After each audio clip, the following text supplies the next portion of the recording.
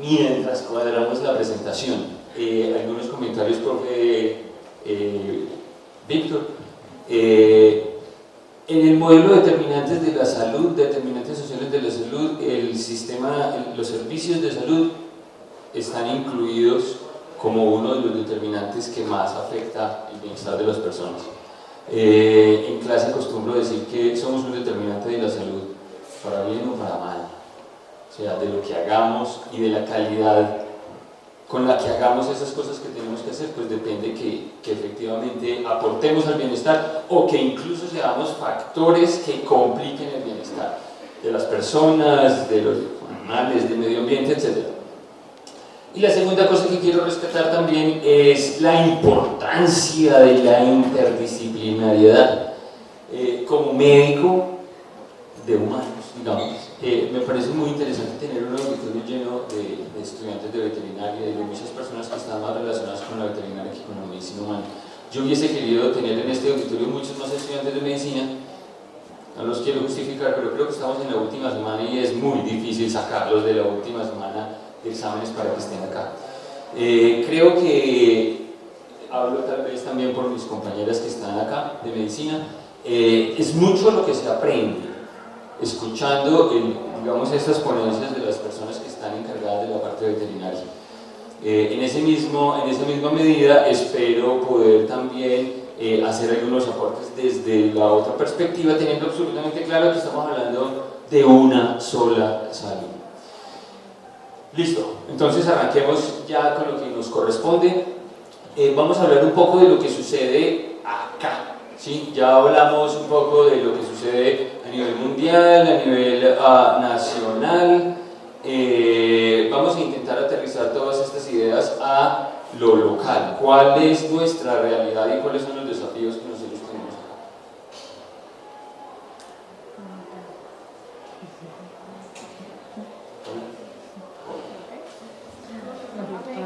¿Se le acabó la pila esta? Oh, hay que entenderlo. Sí. Listo. Ahorita sí. Listo. Rápidamente vamos a intentar revisar esto. Vamos a revisar rápidamente qué es la rabia. Ya hemos escuchado en varias oportunidades un poco de esto, entonces voy a pasarlo muy rápido. ¿Cuáles son los lineamientos que tiene la OMS? ¿Cuáles son las opiniones, digamos, las sugerencias o las observaciones que hace la Organización Mundial de la Salud?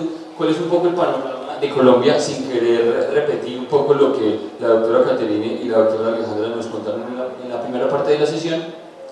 Vamos a hablar un poco de la situación de Risaralda de acuerdo a la información que tenemos disponible, porque esa es otra situación que genera problemas, el acceso a la información, y hacerle un zoom al municipio de Dos Quebradas, que de alguna manera nos apoya en esta presentación, y algunas recomendaciones que surgen frente al evento. Se trata entonces de un virus ARN de la familia de los rhabdoviridae, un lisavirus, tiene 12 kilobases, codifica 5 proteínas, la N, la P, la M, la G y la R. Quizá lo más importante es la glicoproteína G, que tiene que ver con cómo el virus se adhiere a la célula, es casi el antígeno que más virulencia produce. Con los métodos modernos, los virus ya se pueden fotografiar de alguna manera. Es relativamente sencillo esto.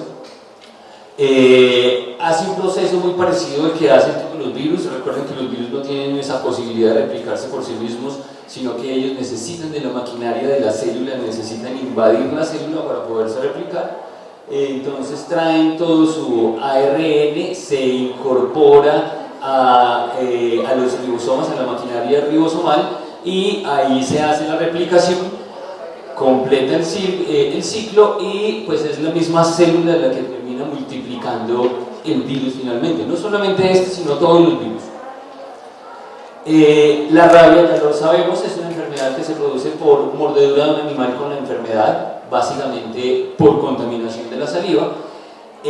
Se inocula de manera transdérmica, es decir, se necesita una herida en la piel, se necesita que haya una pérdida de lo que se llama la solución de continuidad de la piel para que haya un ingreso, o por contacto directo de material infeccioso en mucosas o en tejido lesionado.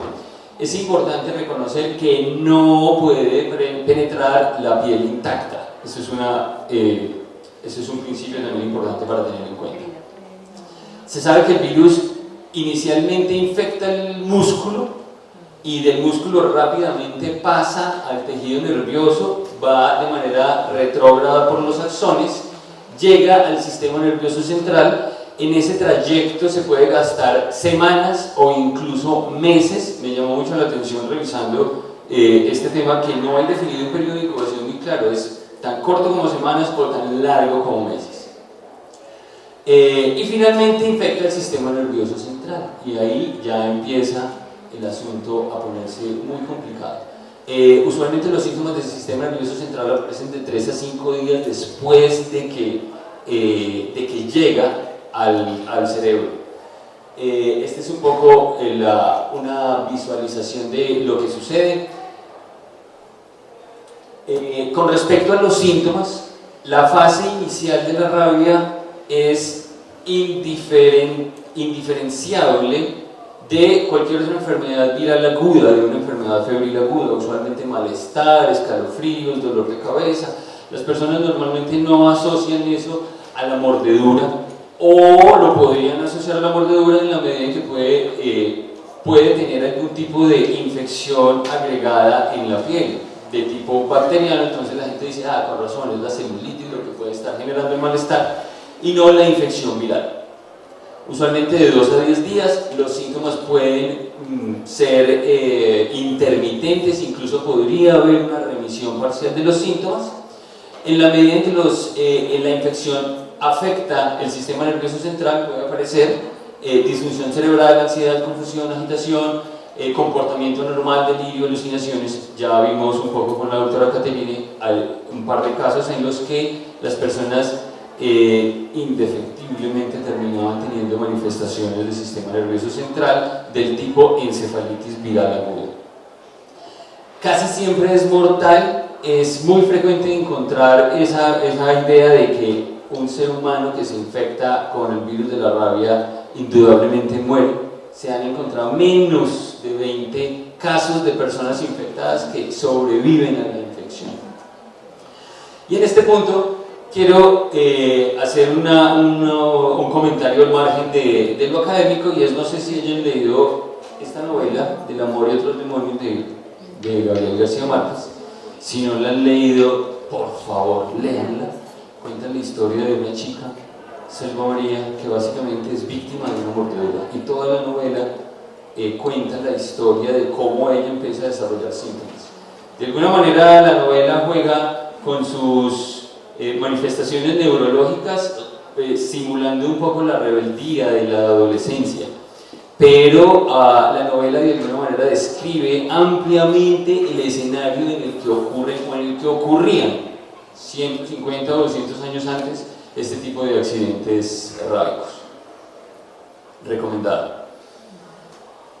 ¿Qué dice la OMS? ¿Qué dice la OMS al respecto? Que estamos lejos de erradicar la rabia. Hemos hecho avances sustanciales en el control, especialmente de rabia urbana, como ya lo hemos mencionado, pero sigue afectando a más de 150 países, especialmente en países pobres, ¿sí? África, Asia, especialmente el sudeste asiático, el subcontinente de la India. Aproximadamente 8.600 millones de dólares al año. Eso es mucho dinero, especialmente en la medida en que la profilaxis post-exposición es una terapia costosa. Segundo, porque las personas que se enferman y potencialmente mueren son personas jóvenes. Ya vamos a ver un poco el perfil que tienen las personas que son agredidas o que son víctimas de este tipo de exposiciones. Ya los vamos a ver. 99% de las muertes humanas son por accidentes mediados por perros. Y la estrategia básicamente está concentrada, eso ya lo saben ustedes, en la vacunación, en la inmunización de perros y gatos. Existen algunas iniciativas para la vacunación de animales silvestres a través de aerosoles, pero eso tiene un complique, eso siempre es complicado, Luego se basa la vacunación especialmente en animales de compañía. El 40% de las personas son menores de 15 años, es decir, hay una gran afectación de personas jóvenes. Ahorita les quiero mostrar una pirámide de casos que nos da algunas ideas de por qué son estas personas jóvenes las que pueden estarse exponiendo. Importante la profilaxis post-exposición, hablamos de suero y de vacuna, pero el lavado inmediato es una medida fundamental, además porque es una medida costo efectiva, es una medida que se puede hacer en el mismo momento de la lesión. Algunos protocolos reconocen o recomiendan el triple lavado, y en caso tal de que no haya soluciones antisépticas, se recomienda jabón rey. Es una recomendación que incluso se puede encontrar en los protocolos. Y hay iniciativas mundiales unidos contra la rabia. La idea es que no haya muertes humanas aproximadamente en el 2030. ¿Cuáles han sido los avances según CIRVERA, que es el sistema de vigilancia de la Organización Mundial de la Salud y de OPS? De 1970, ustedes pueden ver la cantidad de casos que teníamos. De repente esto ha ido disminuyendo sustancialmente. Estos son mediados por perros y estos son otros animales silvestres. Como veíamos en la presentación de la doctora Caterini, hemos sido ciertamente eficientes para controlar la rabia transmitida por perros, pero tenemos algunos problemas todavía para contener la rabia de manera silvestre, por las cosas que decía el profe Víctor hace un momento, y es el control de esas enfermedades a nivel silvestre tiene unos impactos ecológicos que son muy difíciles de asumir. Casos humanos en los últimos 5 años, este es todo el escenario de América Latina. Vemos Brasil, vemos Haití, una ratificación de que esto es un problema de sociedades en desventaja socioeconómica. Vemos Estados Unidos, básicamente por un gran tamaño de su población. República Dominicana. Colombia está un poco al nivel de México, un poco por debajo, pero por encima de otros países como Argentina, como Canadá, Costa Rica, Guatemala, Perú, entre otros. ¿Qué tenemos en Colombia? El mismo escenario que estábamos viendo hace un momento entre 1970 y los años actuales. Pues hay una gran disminución, han habido avances que son innegables definitivamente, pero que no nos deben hacer olvidar la necesidad de mantenernos alertas.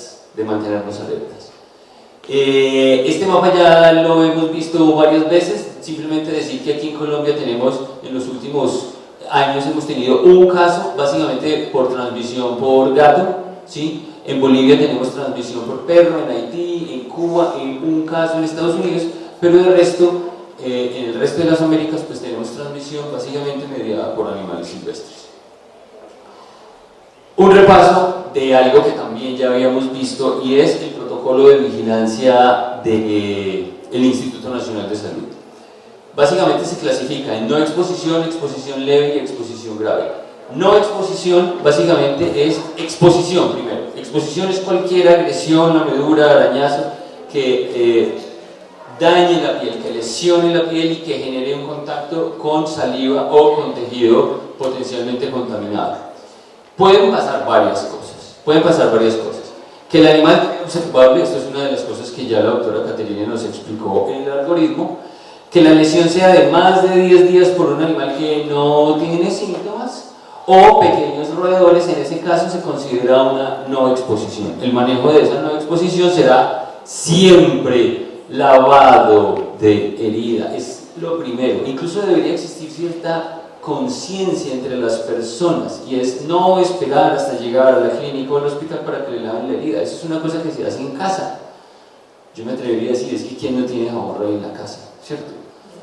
Entonces, muy importante esto. Segundo, no olvidar el tratamiento para infecciones bacterianas, reconocer que la boca de un perro o de un gato pues contiene bacterias. Entonces, si nuestra boca contiene bacterias, ¿qué no va a poder tener la boca de un perro y de un gato? Entonces es sumamente importante no olvidar las infecciones agregadas. Y prevención de tétanos, básicamente la vacuna antitetánica, especialmente en aquellas personas que no tengan registro de dosis en los últimos 10 años. En exposición leve, básicamente es una lesión no grave por animal no observable, y me voy a pasar para acá. ¿Qué es una lesión grave? Es un animal que tenga síntomas. Si el animal tiene síntomas neurológicos, si el animal está enfermo, si el animal no come, si el animal tiene algún problema de su comportamiento, pues ustedes eso lo tienen bastante más claro que nosotros. Entonces eso es una lesión grave. Segundo, un animal silvestre, excepto los pequeños roedores, eso ya lo habíamos mencionado con el otro algoritmo. Y lesiones, básicamente, a esto le llamamos como lesiones no provocadas, ¿sí? Básicamente lesiones en las que haya compromiso de la cara, del cuello, de los dedos, de las manos o genitales, básicamente por la gran inervación que tienen, el gran riesgo que existe de que haya invasión del tejido neurológico. Si no tiene estos criterios, es decir, es un animal observable, es un animal en menos de 10 días de lesión, pues entonces se considerará una exposición leve con menor probabilidad. Estos pacientes básicamente necesitan un esquema de vacunación antirrábica día 0, 3, 7, 14. La idea es que en 2 semanas la gente ya tenga su esquema de vacunación. Y hay un esquema de vacunación alterno, especialmente en esas personas que viven lejos o que tienen problemas para estar volviendo al centro de salud, al hospital, para que los vacunen. Es 2 dosis el primer día, una segunda dosis, una tercera dosis a la semana y una cuarta dosis a la tercera semana. Son como 2 esquemas que están aceptados de acuerdo a las posibilidades que tenga el paciente de volver. Y en el tema del suero antirrábico para exposición grave, además de la vacunación, además del lavado de heridas, tenemos que aplicar suero homólogo, 20 unidades internacionales por kilo, la mitad perilesional y la mitad intramuscular. Se debe dejar en observación 1 hora, esto debe ser bajo supervisión médica. Cada institución tiene su propio protocolo, pero básicamente se hace en el hospital donde se haya atendido y se hace bajo supervisión médica. Hace mucho tiempo estas exposiciones graves requerían la supervisión y cuidado intensivo, entonces eso generaba muchos problemas porque básicamente lo mordió un perro de alto riesgo o tuvo una herida por un murciélago, el paciente está bien, pero lo remiten a Pereira, al San Jorge, con familiar para que esté en UCI, y eso genera un trauma tremendo porque es un paciente que está relativamente bien. Entonces, afortunadamente eso ya ha cambiado, ya hay menos restricciones para la aplicación del suero. Eso sucedía antes básicamente por las grandes reacciones que tenían los sueros heterólogos, pero ahorita el asunto es un poco más llevadero. Algo bien importante es el diligenciamiento de la ficha. Esto no les toca tanto a ustedes como médicos veterinarios, pero sí nos corresponde bastante a nosotros en la parte de medicina humana, y es el diligenciamiento. Se diligencia la ficha para todos los casos de exposición leve, exposición grave e incluso no exposición. Y gran parte del problema que mencionaba ahorita el profe Víctor del subregistro es esto, porque esto es una tarea de más en un servicio de urgencias que usualmente tiene gente con dolor, que está el infartado, que está el niño llorando, entonces uno dice, no llenemos la ficha, la vemos aquí, hagámosle cualquier cosa y no llenamos la ficha, y de ahí parte el subregistro, con serios problemas, porque además este evento es de notificación inmediata. Realmente nosotros tenemos, digamos, el personal de salud tiene que notificar de forma inmediata todos los eventos, paciente diagnosticado, paciente notificado, pero esto tiene un carácter un poco más urgente en la medida en que esta ficha tiene que llegar a la Secretaría Municipal o a la dirección local, tiene que llegar a un técnico de saneamiento, ese técnico de saneamiento tiene que programarse para ir a hacer la visita a la vivienda y tiene que encontrar a ese perro y hacerle observación. Si esto aparece al 5.º día o al 6.º día o de pronto no aparece, entonces nunca se va a desencadenar esa respuesta en salud pública y no nos vamos a dar cuenta si efectivamente ese paciente era exposición leve o exposición grave o al finque. Entonces, sumamente el diligenciamiento de la ficha. Un poco en chiste, yo digo que esto está lleno de obviedades. Donde dice el nombre, pues se pone el nombre. Donde dice el documento de identidad, pues se pone el documento de identidad. hay unas cosas bien sencillas allí.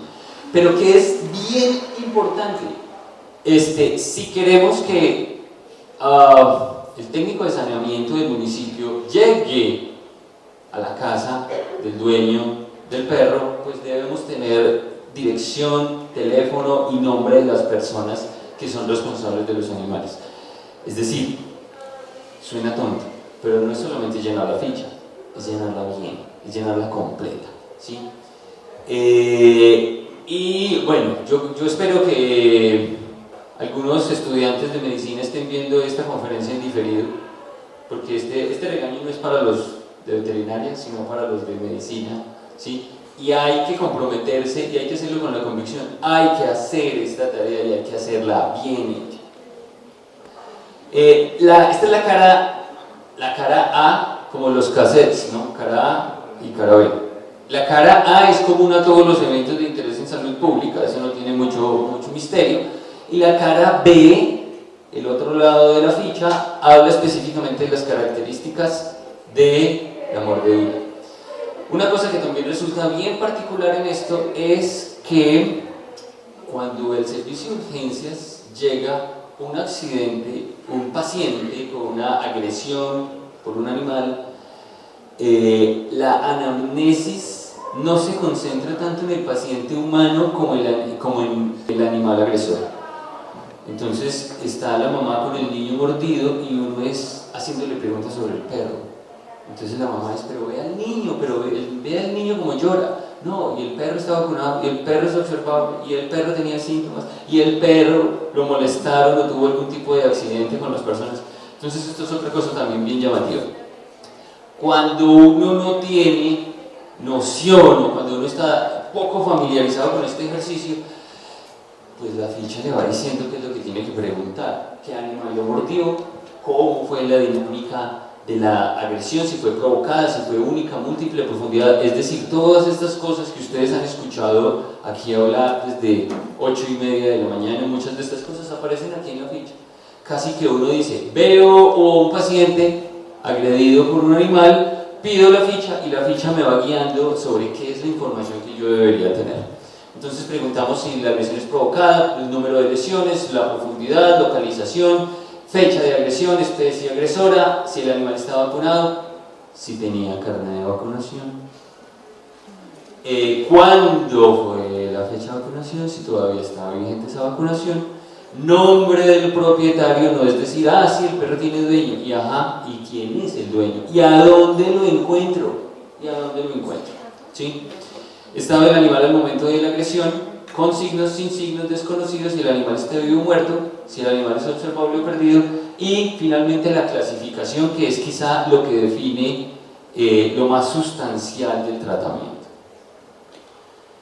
Todo esto genera datos, todo esto deberíamos estarlo analizando de manera rutinaria. La realidad dista un poco como de que esos datos públicos realmente sean públicos, pero en el paradigma de una salud, pues miramos a ver cómo podemos mejorar eso. Este protocolo este algoritmo ya lo habíamos mencionado, lo presentó la doctora Caterina en ese momento, entonces voy a seguir adelante. ¿Qué sucede en Colombia? Notificación no de rabia, sino de agresiones por animales potencialmente transmisores de rabia. Me parece que es un nombre muy largo, de ahora en adelante, aquí en esta charla lo llamaremos agresiones, para entender que se trata de este tipo de lesiones.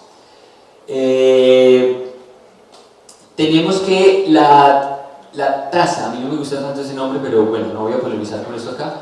La incidencia de lesiones en Colombia está en 244 agresiones, por 100.000 habitantes.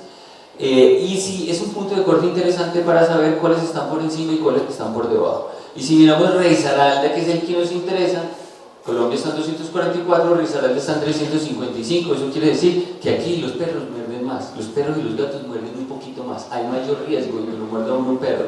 No estoy diciendo que le transmita a uno rabia, pero aquí los perros son más bravos, parece, ¿sí? Y estamos en una región, pues aquí con Quindío y con Tolima, donde parece que el comportamiento es similar. Caldas está un poquito menor, Valle de Cauca está un poquito menor. Ahora, uno quisiera poder decir, ah, buenísimo, porque estos departamentos que están en azul, verdecito, pues allá los perros no muerden. Pues sospecho mucho que el problema no sea de que no muerdan, sino que el problema sea de subregistro, lo que mencionábamos hace un momento. Necesitamos que todo empiece por diligenciar, porque podamos diligenciar la bendita ficha. Si no hay ficha, no hay registro y estamos básicamente ciegos. Ese es un problema bastante más grave. O incluso la gente que ni siquiera tiene acceso a los servicios de salud. La gente, hace un momento conversábamos, lo muerde el perro, lo muerde el gato, entonces usualmente los hombres somos muy reacios a consultar, nos echamos ahí cualquier cosa, échele café, le dicen a eso. Entonces se quedan en la casa y eso genera su registro, ni hablar de los riesgos que hay posteriores a esto. Algunos indicadores, esto lo mencionó hace un momento entre la doctora Alejandra y la doctora Caterine. 78% de los animales no tienen signos o síntomas de rabia al momento de la agresión. 72% son observables, 81% están vivos y 62% son agresiones no provocadas, aunque personalmente en eso creo que hay bastante polémica, porque uno dice, no, yo no provoqué al perro, yo iba pasando en mi bicicleta por la cuadra, pero yo no le hice nada al perro, ¿cierto? Pero reconocer que son animales territoriales, que no falta de pronto algún animal en celo, bueno, cualquier cantidad, incluso hay cantidad de memes de perros persiguiendo bicicletas y este tipo de cosas. Entonces, discutir si es provocada o no es provocada se vuelve una discusión interminable, pero es importante reconocer que un perro que ataca sin una presunta motivación, pues seguramente obedece a algún tipo de trastorno del comportamiento y seguramente ese perro, ese animal, pues será de mayor riesgo. Pirámide de casos, esto es a agosto del 2022, esto es una pirámide de casos. ¿Qué quiere llamar la atención acá? Primero, personas muy jóvenes.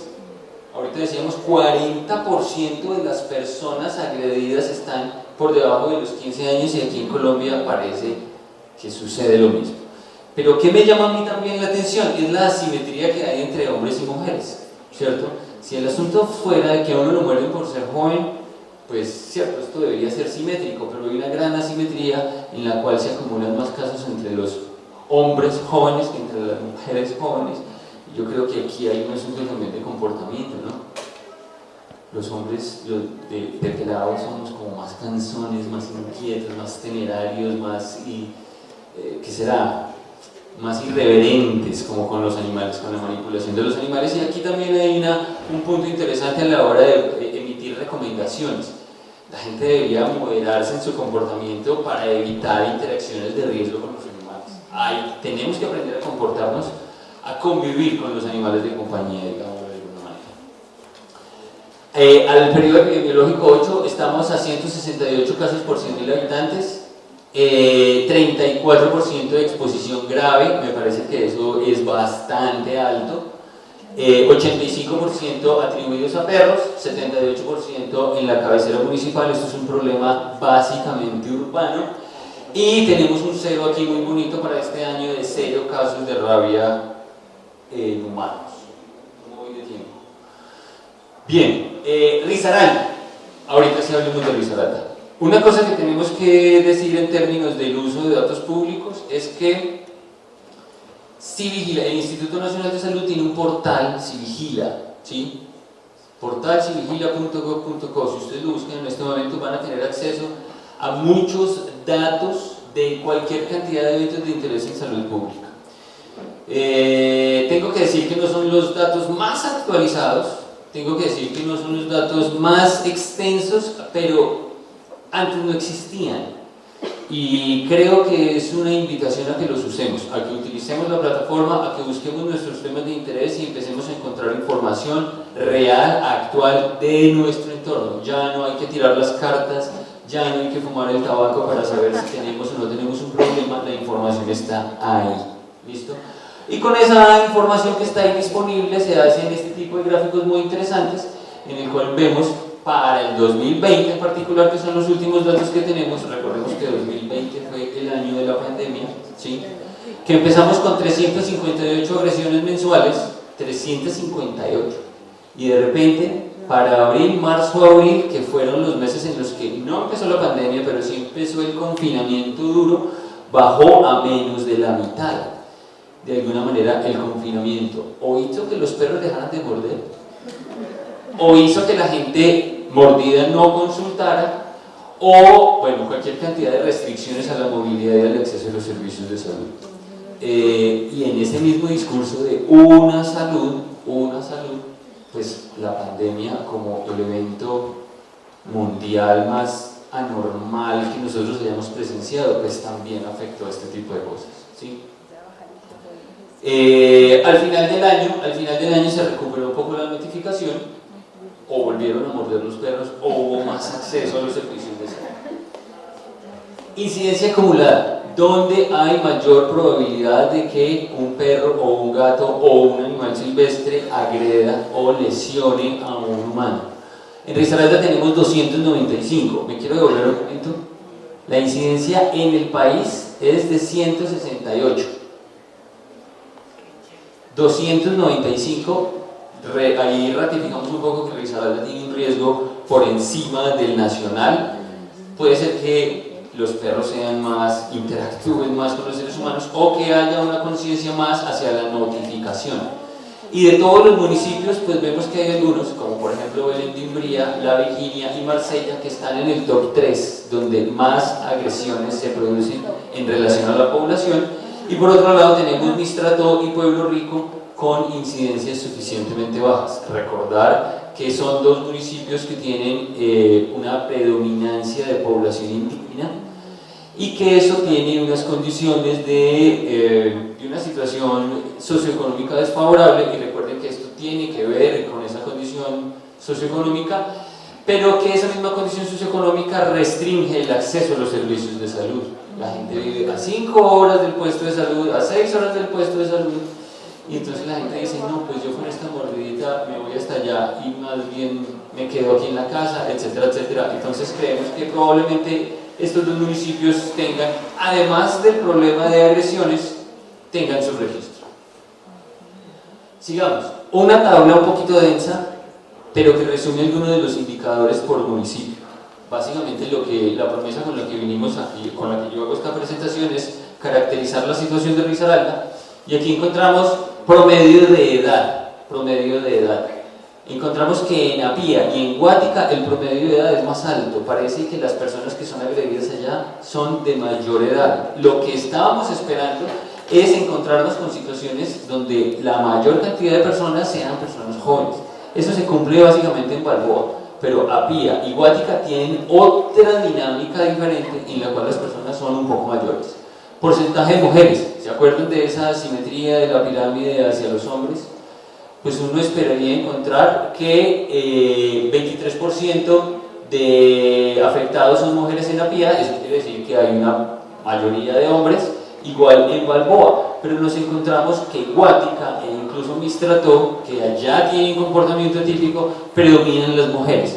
Es posible que haya algún tipo de asunto ocupacional en la exposición de estas mujeres a este accidente, a esta agresión. Área urbana, 98% en La Virginia, es que la mayoría, quizá el 80-90% de la población de este municipio es urbana. Igual Santa Rosa, 84% de agresiones en el área urbana. En contraste con Balboa, 26%, solo una cuarta parte de las agresiones en el área urbana, 3/4 partes por consiguiente serán del área rural. Y otro punto interesante es cuánto tiempo en Risaralda ocurre desde la agresión hasta la consulta. Recuerden que tenemos un plazo, digamos un tiempo, un periodo de 10 días, ¿cierto? Si una persona consulta después de 10 días con un animal que no ha presentado síntomas, eso ya se considera no exposición. Una buena noticia, de alguna manera, es que tenemos una conciencia entre los risaraldenses bien interesante de consultar el mismo día, excepto en Mistrató, que sí está, el promedio es 1.2. Tener un promedio de 1.2 significa que, claro, Muchas personas consultan en el día 0, pero muchas otras personas consultan en el día 2, en el día 3, en el día 4. ¿Sí? Y eso ratifica de alguna manera que tenemos problemas de acceso, especialmente en estas comunidades rurales.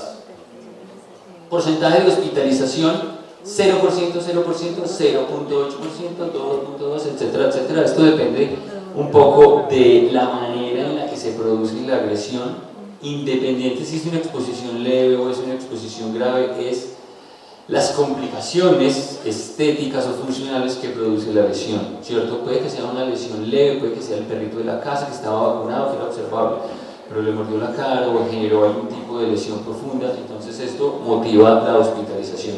Sin embargo, es bien llamativo que si Risaralda tiene el 3.3%, Santa Rosa hospitaliza al 13% de las agresiones.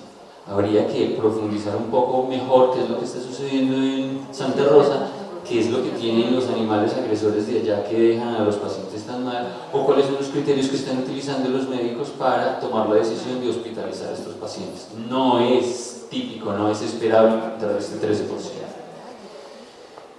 Casos de Dos Quebradas, vamos a hacerle un zoom a Dos Quebradas, del cual es un municipio del cual tenemos un poco más de datos. Volvemos a encontrarnos esta gran acumulación de casos, ya no menores de 15 años, sino menores de 10.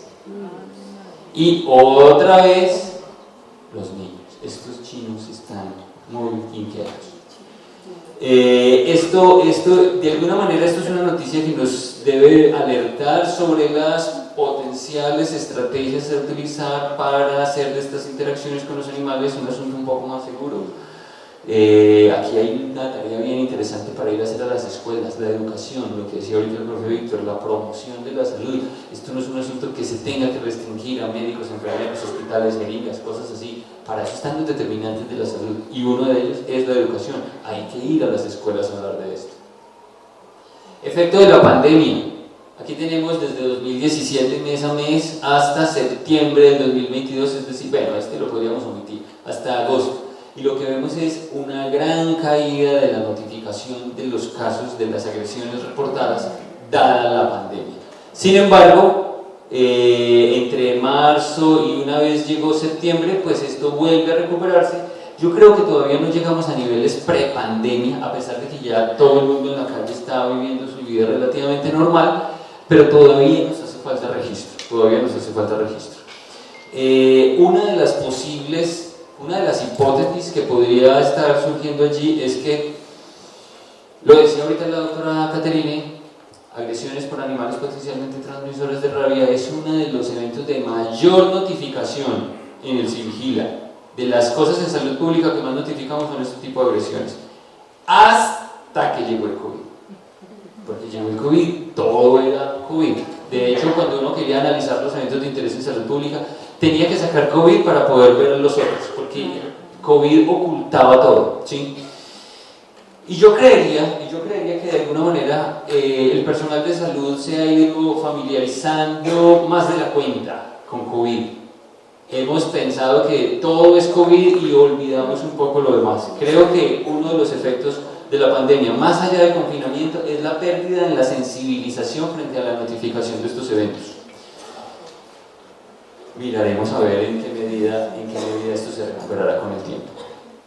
Cuando desagregamos esto por nivel socioeconómico, esto es evidentísimo. A mí me parece que este gráfico a mí me sorprende por varias cosas. Primero, porque ratifica lo que explicábamos ahorita, con razón Haití está lleno de agresiones y de riesgo, porque es un país pobre. Pero no solamente por ser un país pobre, sino cualquier región pobre y cualquier vivienda o cualquier familia en situación de desventaja socioeconómica tiene mayores agresiones. ¿Será que los perros de estrato 6 no muerden? No lo sé. ¿O será que las personas que son agredidas en estrato 6 consultan a médicos que no registran? No lo sé, a mí me queda la duda, pero sí llama la atención que estrato 1, estrato 2 y estrato 3 tienen una gran diferencia con respecto a las notificaciones. Ahora, otra cosa que me llama la atención es que tienen más agresiones los de estrato 3 que los de estrato 1. Y si uno mira la pirámide de distribución de riqueza, pues son más los pobres estrato 1 que los pobres estrato 2, ¿cierto? Luego, por volumen de personas, y por hábitos y por comportamiento, uno esperaría que el estrato 1 fuera mayor. Quizá otra vez, como sucedió ahorita con el ejemplo de mi estrato, otra vez lo que nos pone aquí de manifiesto es que sí, claro, es mucha la gente que consulta en el estrato 1, pero debería ser más. El gradiente de esa explicación debería mostrarnos que en el estrato 1 deberían haber más agresiones y en el estrato 3 deberían haber menos agresiones. Entonces pensamos que aquí el problema es de acceso, Vuelve a lo que decía al principio. Los determinantes de la salud incluyen la prestación de servicios de salud, y si nosotros no prestamos servicios de salud de calidad, pues esto termina volviéndose un riesgo. Siguiente, días de la consulta. Lo que les decía ahorita, hace un momento, no me voy a detener en esto, cerca del 71%, si las matemáticas no me fallan, consultan el mismo día, ¿sí? Y eso tiene que ver con la magnitud de una mordedura. Cualquier persona que es mordido pues siente dolor, tiene una herida ahí abierta, está ahí sangrando, y además tiene la conciencia, la sensibilización de que podría tener algo más grave, como lo que estamos discutiendo aquí, que es el tema de rabia. Esto me parece que habla bien de la conciencia que se ha generado en la ciudadanía sobre este tipo de agresiones. Sin embargo, de todo se ve. No faltan los que esperan 2 semanas para consultar, 10 días, que no son muchos, pero estas personas de alguna manera sí están generando un riesgo ahí adicional, ¿sí? Claro que se están haciendo las cosas bien, pero nunca dejar de lado la posibilidad de que siempre se pueden hacer mejor, Probablemente estos casos acá, entre estos casos acá es donde de repente se puede filtrar algún paciente de exposición grave, que no consulta, que más adelante se enferma, que más adelante se complica y se muere, y después termina saliendo en los periódicos, en las noticias, nuevo caso de rabia, etcétera, etcétera. Sumamente importante generar la conciencia de la consulta temprana. Recuerden que esto es un evento de notificación inmediata. Este es un mensaje importante para los médicos humanos, digamos, los médicos de humanos, porque todos son humanos, médicos de humanos, y es cualquier mordedura, así el paciente esté bien, así el paciente esté muerto de la risa, es una urgencia. Y el mensaje para ustedes, compañeros estudiantes de medicina veterinaria, es que ustedes son una de las poblaciones de mayor riesgo. Es que ¿quién más que ustedes está metiéndole la mano a perros, gatos, animales, una cantidad de...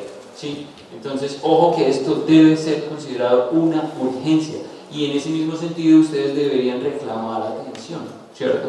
¡Ay, no, es que vuelva mañana! ¿Vuelva mañana? ¿Cómo que vuelva mañana? Ojo que esto es una urgencia y así se debe tratar.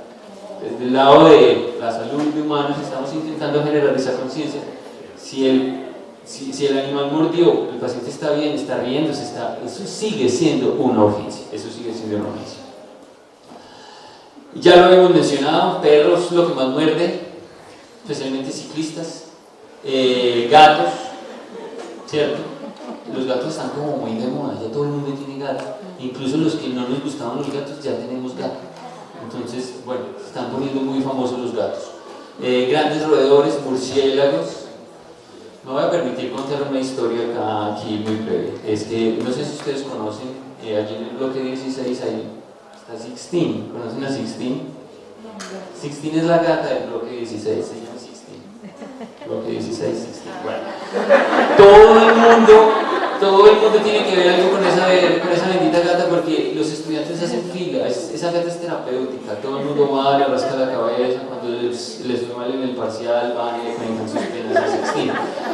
En estos días salí de una reunión muy tarde, 9 de la noche, estábamos en Semillero, y yo fui a saludar a Sixteen porque yo también estaba estresado.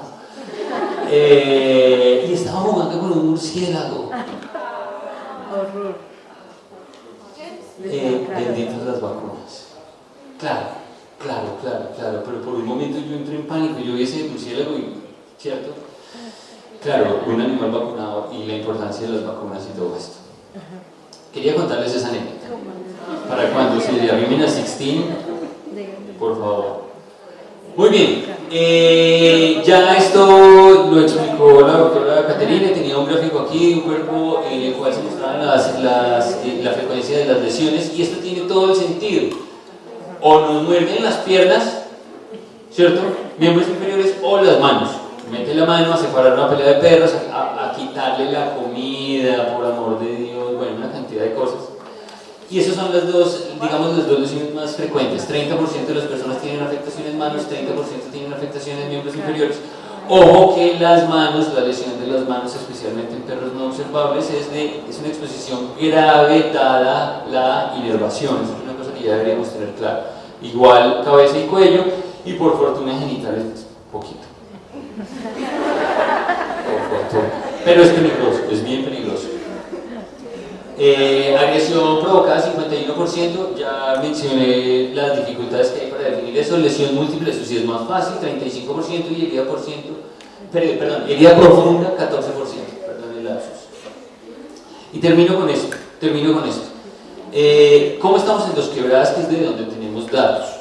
Aquí quiero hacer dar un mensaje, y es la información pública muchas veces se resguarda con celos, con el miedo a que encuentren algo malo y terminemos señalando y terminemos juzgando.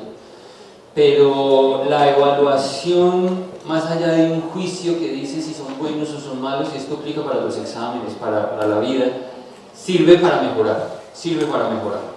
Yo quisiera agradecer aquí a la Secretaría de Salud de Dos Quebradas, que sin ninguna reserva nos facilitó la información, porque creo que ellos asumen esa tarea de decir: yo me expongo ante la academia, yo me expongo ante la universidad para que me digan si estoy bien o estoy mal. Como decía ahorita el profe Víctor, no hay personal en todas las entidades para hacer análisis de información, hacer vigilancia, la gente no tiene contrato, etcétera, etcétera. Luego la universidad cumple también esa misión, y es utilizar esta información pública para generar esas evaluaciones. No para decir quién pasa, quién no pasa, quién está bien y quién está mal, sino para decir cómo vamos a mejorar. Y me parece bien interesante, en virtud de esto, reconocer la información que tiene Dos Quebradas. No exposición leve, exposición grave. La mayoría son casos de no exposición, la minoría son exposición grave. Yo diría aquí casi 1% son exposiciones graves, muy por debajo de lo que presentamos ahorita en la otra diapositiva, 34% que tiene el país. Eso quiere decir mejores coberturas de vacunación, mejor conciencia de la gente frente a la tenencia de animales o a la interacción con animales peligrosos. Lavado, 95% en no exposición, 94% en exposición leve, 95% en exposición grave. Vamos bien, lavamos 19 de cada 20 pacientes. Hay que lavar ese último paciente, ¿listo? E incluso la recomendación no es tanto para el personal de salud, sino para el ciudadano de a pie. Si a ustedes, si a un familiar de ustedes o cualquier persona tienen una agresión por un animal, pues laven esa herida inmediatamente, y ahí sí se van para urgencias. Pero primero lávenla, eso es tiempo que juega en contra. Herida de la sutura, no se recomienda la herida de la sutura, perdón, sutura de la herida. Se me está bajando la glicemia. Sutura de la herida, 13%, 7%, 11%. Esto también tiene que ver con la profundidad. Uno no quisiera suturar esas heridas, y hay unas técnicas especiales para suturar heridas por este tipo de mordeduras, para no pasar la aguja de la sutura por la herida, sino que hacer un punto profundo que nos sirva para afrontar. Eso es, digamos, es una técnica que nos enseñan en cirugía para hacer este tipo de afrontamientos sin generar mayor riesgo. Aplicación de suero, no exposición, 0.2. A alguien le pusieron suero que no necesitaba, ¿sí? Pero realmente 0.2%, 2 por cada 1000. Creo que es un error, pero creo que es un error bien bajito. 1.4, aquí hay que recordar que tampoco se aplica suero. Para la exposición leve se aplica la vacuna. Tenemos 97% de aplicación de vacuna, lo cual está bien. Nos hace falta un 2.4%. Siempre hay algo para mejorar.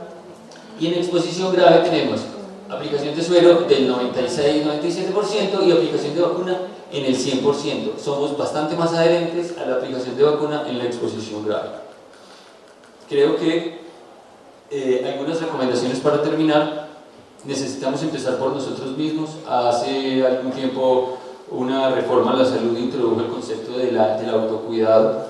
no podemos esperar que los servicios de salud nos estén resolviendo todos los problemas, aunque deberían resolvernos gran parte de los problemas, pero deberíamos empezar por nosotros mismos. La promoción de la salud tiene que ver con el autocuidado, con cómo mantenemos saludables a nuestros animales de compañía, con los animales de producción, y cómo, háganme el favor, cómo empezamos a volver animales de compañía, animales que no son de compañía. Entonces no falta el que tiene el mico, el que tiene, bueno, cualquier cantidad de animales exóticos. Entonces eso, ningún sistema de salud va a venir a resolver eso. Eso pasa por la cultura, eso pasa por el autocuidado. Prevención, la vacunación de animales de compañía, es que es lo mínimo, ¿cierto? Bien lo decía ya el profe Víctor. Un animal que ustedes encuentren, que recojan, que cualquier persona quiera adoptar, por favor, hay que vacunarlo. Es lo mínimo, es lo mínimo. Estar atentos a la presencia de casos de rabia animal y humana. Ya la doctora Alejandra en particular hacía el énfasis de lo importante que es hacer el diagnóstico diferencial de rabia de todos aquellos animales que tienen síntomas o manifestaciones neurológicas. Siempre hay que pensar en eso. La doctora Caterina nos contó la historia del animal que fue mordido, que mordió a la persona que lo llevó, lo recogió, lo mordió, no estaba vacunado. Entonces, ojo con esos casos de esos animales enfermos que llevamos a las consultas. Realizar capacitación de protocolo de vigilancia de rabia de manera periódica y continua. ¿Por qué? Porque la gente llega a un servicio y después de 6 meses se va. Los médicos que ustedes visitaron en urgencias de Rosales o del San Jorge o de cualquier institución de salud hace un año no son los mismos que están hoy. ¿Cuántas veces hay que hacer esto? Todas las veces. 20 veces, 70, ¿cómo es? 70 veces 7, incontables veces, tantas veces como haga falta. Hay que estar repitiendo y repitiendo y repitiendo y repitiendo la capacitación de estos protocolos. Especialmente, ya lo mencionaba, en lugares donde hay frecuente rotación de personal. Y igual, no solamente las recomendaciones del protocolo de vigilancia que tienen que ver con la ficha, con la notificación, con el diligenciamiento de la información, sino con las recomendaciones de la atención, de la guía de atención clínica, que tiene que ver con cuándo se pone vacuna, cuándo se pone el suero, cómo se pone el suero, cómo se pone la vacuna, etcétera, etcétera, y las recomendaciones del manejo general de la herida. De nuevo, agradecer a la universidad, agradecer a las instituciones que participan, agradecer al Instituto Nacional de Salud, agradecer a la Secretaría de Dos Quebradas. Y pues nada, estamos todos aquí en esta tarea, básicamente recordando la importancia que tenemos de trabajar de manera interdisciplinaria, medicina, veterinaria y todas las demás áreas relacionadas. Muchísimas gracias.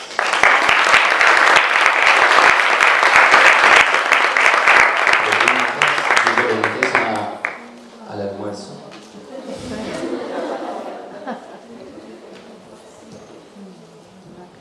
Yo sí tengo una pregunta. Muy bien, el profesor Oscar nos comentó que los médicos veterinarios somos los que más riesgo tenemos para esta enfermedad, pues, la cual estamos hoy tratando. Tengo entendido que, o no sé, pues la pregunta para que me corrija, para que nos den unas indicaciones. ¿Hay alguna vacunación preventiva? O sea, cuando yo estudié en la universidad, nosotros nos dijeron que para hacer prácticas debíamos aplicar una vacuna antirrábica como preventiva, que porque somos riesgo. Hoy en día, ¿cómo es ese protocolo? No, desconozco realmente si hay algún esquema previo. No sé si los profes quieran ayudarme con esa pregunta. Sí, claro, existe un esquema preventivo que está, digamos, normatizado en el decreto 180 del 2016, donde dice todas aquellas zoonoses inmunoprevenibles, pues el personal que labora en salud está en la obligación de tenerlo. Pues lo que pasa es que cada dosis vale 100 y pico, son 3 dosis, 0,14 y 28. Pues mucha gente dice, no, eso para qué, yo me cuido, me lavo la herida, no sé qué. Entonces lo que se hace es, cuando uno trabaja en los servicios de salud, que existe el programa preventivo de vacunación, uno decide por su propia voluntad no vacunarse contra una enfermedad de esta magnitud, uno debe firmar un documento. Si yo trabajo en una clínica pequeña, yo firmo un documento donde exonero a la clínica de cualquier riesgo y yo digo que no, decidí no vacunar, por la razón que sea, así como hay gente que no se vacuna contra el COVID, ¿ya? Por la misma razón. pero si existe, son 3 dosis, 0, 14 y 28. Sí, gracias, profe.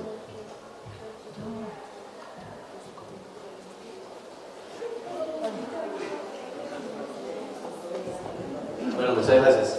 Algo muy corto. Yo tuve la oportunidad de hacer la vigilancia y la visita de las agresiones durante 8 años o 9 años. Y hay uno de los casos más complejos cuando las direcciones no concuerdan. Muchas veces en la parte médica se enfoca, la medicina humana se enfoca en mirar al paciente y muchas veces tenemos que tener muchos datos como en la dirección, que es fundamental para que nosotros como médicos veterinarios podamos hacer el seguimiento y la inspección.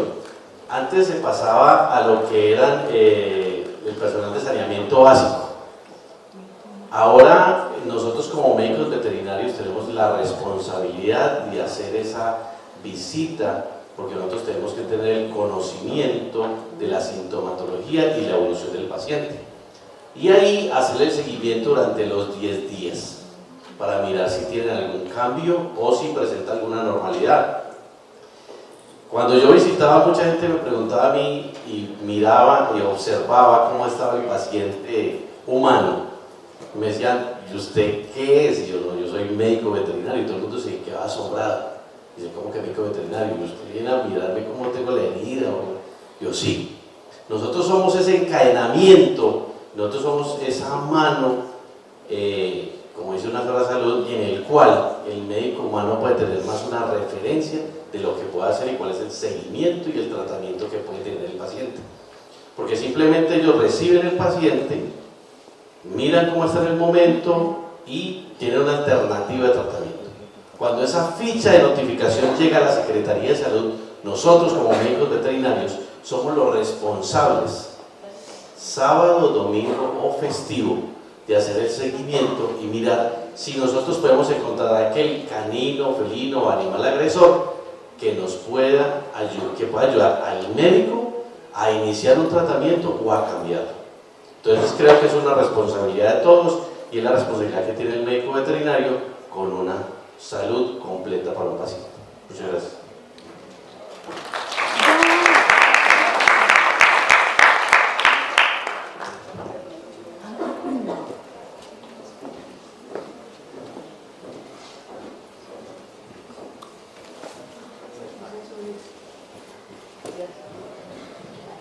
Doctor Oscar, ¿usted me podría recordar cuál es la diferencia que existe entre la vacuna antirrábica y el suero?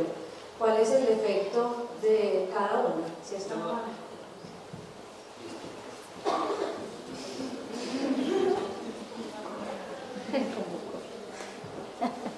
Gracias. La vacuna tiene que ver con inmunoglobulina, perdón, con antígenos.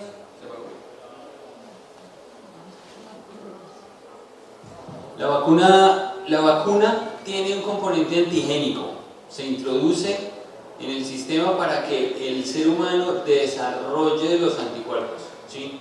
Ese es el principio fundamental de la vacuna, introducir un antígeno, ¿sí?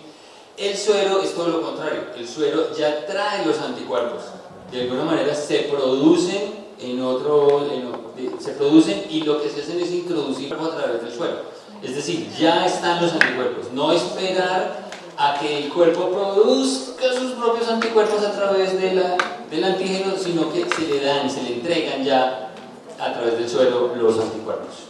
Correcto, Esa es la gracias. diferencia. Muy amable. Bueno, ¿sí? Una aclaración, no sé, dice el profe. No, yo quería hacer unos 2 aportes muy puntuales. Uno es que el lavado con el agua, el lavado con el jabón detergente, ojalá detergente, jabón Rey o jabón FAP, porque quien no tiene jabón en polvo en la casa, es porque el virus tiene una capa lipídica. Entonces, si usted le aplica FAP y jabón Rey, pues se va a destruir más rápido que si le aplica, no sé, jabón Juno, Cabay, no sé, otra cosa, ¿no? Eso. Segundo, ojo con el diligenciamiento de la ficha, lo que decía el doctor, porque los médicos tenemos letra de médico. Entonces le llega ya al técnico una dirección ahí y dice, entonces, si es muy complicado llamar al médico o llamar al agredido y decirle, oiga, dígame la dirección, o déme una indicación, o la casa que está al lado de la tienda de doña Rosita, el perro blanco con negro, ¿ya? Porque esa es la forma de ir a hacer la vigilancia, porque si usted no va a hacer la vigilancia puede tener un problema bien grave, porque es una enfermedad letal. En el tema del carnet de vacuna, no es que cuando el médico de diligencia verifique que tenga copia del carnet. ¿Por qué razón? Nos ha pasado mucho que vamos a mirar la ficha de notificación. Carnet de vacuna, sí. Y doctor, ¿usted lo vio? No, ella me dijo que tenía. Pues no, la evidencia es la fotocopia. Tráigalo, escanéelo, mañana tráigame la copia, hágalo llegar, ¿ya? O mándelo por WhatsApp. Hoy en día los medios de comunicación facilitan el carnet de vacuna porque es la evidencia, ¿ya? Y nosotros desde las entidades territoriales insistimos de que el carnet tiene que ir firmado por un médico veterinario. A mí un propietario me muestra un carnet de vacunas por allá con cosas raras y no se lo vale. ¿Listo? Ojo con los perros que desaparecen, porque como es un tema social, no es que mi perro mordió al hijo de mi vecino y ahora vamos a tener una demanda. Entonces la gente que hace, monta el perro al carro y se lo lleva para la finca. O lo matan, o lo regalan, o lo sueltan. Ese perro no es mío. Tengo ni idea quién es. Lo he visto por aquí, pero no es mío. Ojo, perros que la gente desaparece, es un accidente grave porque son perros no observables. No, es que yo lo llevé a la finca, está muy bien, está gordito, no, usted quiere mirarlo. Inclusive hasta los 12 días, por periodo de seguridad, mirarlo en ese lapso. ¿No? Pues son 10 días porque el periodo de incubación de los perros es de 10 días. ¿Ya? Pero pues uno va a 12 días como para tener un margen de seguridad. Lo otro que yo quería comentarles es la capacitación, es verdad, es continua en los centros de salud, porque la gente rota. Es más, hay veces que usted lleva la ficha, no, es un accidente grave, hay que ponerle suero, el doctor se fue, ya no está aquí. No, entonces como alguien tiene que asumir el rol de solicitar, porque es el médico el que solicita el suero, la vacuna o el tratamiento. ¿Ya? Una cosa bien importante, puede que sea que el estrato 1, 2 o 3 tengan ciertos mayor número de accidentes porque el transporte es en cicla, en moto o a pie, y son personas que trabajan en fincas, entonces puede que estén más expuestos según las condiciones socioeconómicas, por lo menos lo que yo he visto en la experiencia. No se debe vendar, recomendación para los médicos humanos en la ficha técnica, no se debe vendar la herida, vendaje compresivo, porque el virus se muere con el oxígeno. Entonces si usted le pone una venda, le quita el oxígeno, entonces le está dando un lugar para que, chévere, aquí me voy a multiplicar. Y otra razón técnica para no suturar es que cuando uno sutura, no perfora el tejido y puede inocular el virus hacia más adentro. Pues por eso no se debe suturar, porque el virus se refleja en el nervio. Si yo le cojo allá 3 punticos, lo estoy allá inoculando. Este es el nervio, no suturar, a no ser que el médico cirujano considere que no, porque si hay casos, en el medio labio, hay cirugías que son desfigurantes, las heridas son desfigurantes. Y una cosa que lo tengan como una enseñanza y que el mensaje sea muy claro: los seguimientos hay que hacerlos, porque hay gente que dice, no, me mandaron este seguimiento, eso es por allá en Los Quebradas, en una vereda que subir la loma, pasar un puente. Mejor te pongo aquí, pero está bien. ¿Ya? O llamo una sola vez, voy a llamar al día 7, si está bien al 7, al 10 está bien. O solo voy a ir una vez, ojo, porque es una enfermedad letal. Yo conozco casos de colegas que han falsificado las fichas y han falsificado las firmas por no ir, por la pereza de no ir, llamar o pedir evidencia. Si a esa persona le pasa algo, es muy grave, es homicidio, si le pasa algo, por omisión. ¿Ya? Entonces, haga el esfuerzo, consiga el transporte, que lo lleven en mula, en burro, y como sea, pero usted tiene que ir a mirar el perro 3 veces en esos 12 días. Y si no lo puede mirar las 3 veces, por lo menos que sea el día 7 y 12. Que usted después del día 10 está seguro que está bien. ¿Ya? Entonces, algunas recomendaciones. Y nos escribieron de Bogotá que son 2 dosis. Ahora, nuevo lineamiento, el esquema preexposición preventivo son 2 dosis. ¿Listo? Ahí para terminar, la responsabilidad social que nosotros tenemos como profesionales. Recuerden que nosotros somos profesionales, pero tenemos una responsabilidad social. Es la capacitación de los médicos, fundamental, pero la capacitación de la comunidad. Y nosotros somos los que estamos más cerca de la comunidad siempre cuando estamos en una Secretaría de Salud. Comentarle a la gente qué es la rabia, cómo se previene, cómo se trabaja, principalmente a la gente del campo.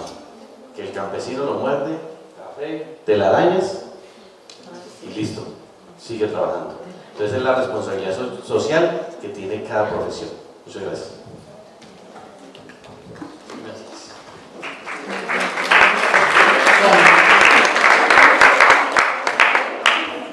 Bueno, entonces vamos a tomar el receso para ir a almorzar. Listo, acá hay una preguntita más. Yo quería saber qué contraindicaciones tiene la vacuna o el suero. ¿Cuál es, o sea, qué es mejor, si no vacunarse para prevenir o qué hacer? Yo creo que la decisión allí depende de la clasificación del accidente, ¿cierto? Si es una exposición leve, hay que vacunarse. Si es una exposición grave, entonces hay que vacunarse y hay que ponerse el suero. Digamos que aquí no está la posibilidad de decir, ay, ¿cuál me pongo? A ver, ¿cuál podría ser más conveniente? Es de acuerdo a la clasificación de la lesión. Eso es lo que define. Más lo que acabamos de mencionar ahorita, la vacunación preexposición. Pero es vacuna, solo la vacuna. Pero entonces sí es mejor no, o sea, la prevacunación. Claro, para el asunto ocupacional, ¿cierto? Para la exposición ocupacional, dado la alta posibilidad de ser agredido por un animal. Si yo no trabajo con animales, pues no cuestiono, pues no me meto en ese lío de vacunarme previo, ¿cierto? Más bien las personas que tienen este tipo de ocupaciones, este tipo de exposiciones. Quisiera saber qué efectos secundarios puede traer la vacunación preexposición, que se habla mucho de eso, ¿no? La vacunación preexposición, yo esta pregunta se la vuelvo a dejar a los que hablaron ahorita de vacunación preexposición. Efectos adversos de la vacunación, de la vacuna pre.